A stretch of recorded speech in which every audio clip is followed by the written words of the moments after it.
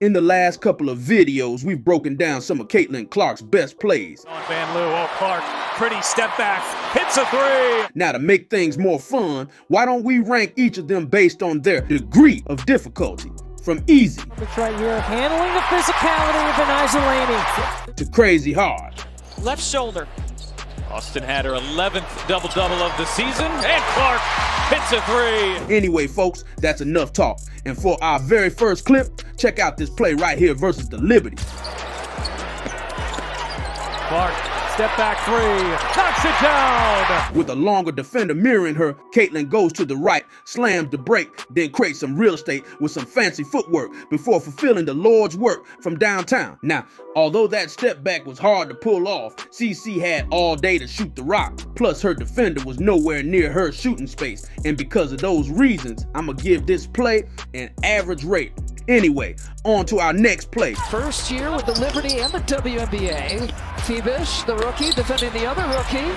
So once again, Caitlin cooked the same player from the last clip, but this time she crosses her up first, then she hits her with a tough one-legged fader in the paint. In my view, CC didn't exert much effort on that one, and it looked like she was pretty comfortable in taking that Dirk-esque fade away. And so with that said, I'll be putting this in the easy category. Now let's move on and review play number 3. Rebounds, but she was right there in front. Clark, deep three. Coming off a screen, Caitlin pulls a little snatch back, then hits a picture-perfect 3 with a hand on her golden grill. Now, I know we've seen her creating space to launch her shot countless times before, and we can easily put this on the average level. But given the fact that she jacked this up way back beyond the line while there's literally a hand on her face, I have no choice but to put this a notch higher on the hard level. Anyway, on to the next clip. Clark, all night tonight. Are you talking about my high school experience? Clark. So with the shot clock winding down, Caitlin glazes the sauce on her defender by hitting her with a bunch of dribble combos, and then she slides to the left before punching the 3 ball. I mean, Caitlin brought out her full bag just to shake her off, and on top of that, sidestepping to the left while splashing a 3 for a right-hander is just crazy. And so I'm putting this play on the hard level. Now let's move on to play number 5. Ball is trying to clear 8, shot clock down to 9. Here as Clark gets inside, the scoop shot falls. After receiving the handoff, she snakes her way inside and scoops it in through contact. At first look, it kind of feels like this belongs to the easy level, but after taking on 2 taller defenders and the fact that she has to get it over the long arms of Cameron Brink, I'ma put it one notch higher to the average category. Anyway, on to the next play. Picked up now by Dee Richards as she's into the ball game. Richards on the floor. Clark, the step back 3 just below the logo. So after the ball got poked out of her hands, Caitlin recovered and then splashed a logo 3 while someone's closing out. This shot is super tough to make, and there's no doubt that I'll be putting this on the crazy hard level. I mean, after almost fumbling the ball, she saved the possession and then turned it into a bucket. And see, not just an ordinary bucket, but CC just drilled a step-back logo bomb with defense all over her. I mean, it can't get any tougher than that. All right, on to the next one. Surge. Clark on the drive, gets to the rim and the finish.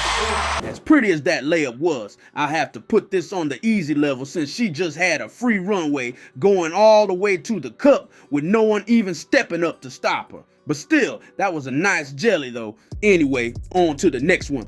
Now Clark, trying to make something happen. Behind the back. Sacks the basket and gets her first. So as Caitlin crosses the mid-court, she puts on the moves before floating it in while kissing it off the glass. I mean, pulling a behind the back, between the legs combo in transition is never going to be easy, let alone banking a giant killer on top of a contesting much bigger defender. And so with that in mind, I'm going to put this one on the average category. All right, folks, let's now move on to the next play. Of last season, they're already at 10, looking to tie last year's winning record. Clark from... Coming off a botched pin down action, Caitlin improvises on the fly by stretching out all the way from the parking lot before sinking another logo bomb. Now, I could easily put this on the hard level in a heartbeat, but since she made knocking logo 3s as easy as making free throws, I have to put this a notch lower on the average level. Anyway, let's now check out this next one. Surging in this third quarter. Behind the back, Clark. That's pretty. After ripping through the Kelsey Mitchell screen, CC speeds to her right and then suddenly switches gears, leaving her defender in the dust before laying it in.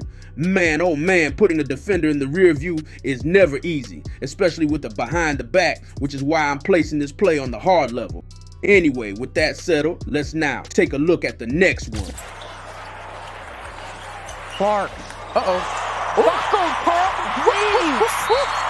There's nothing much to break down here except from her defender's poor ankle. I mean, we rarely see ankle breakers happening on a regular basis, but we're certainly blessed by the basketball gods after giving us a nasty heel snatcher like that for our entertainment. And with that being said, this play definitely deserves to be placed on the crazy hard level. Now, on to the next play. Big night here for Cunningham. She does a good job stepping in when she needs to.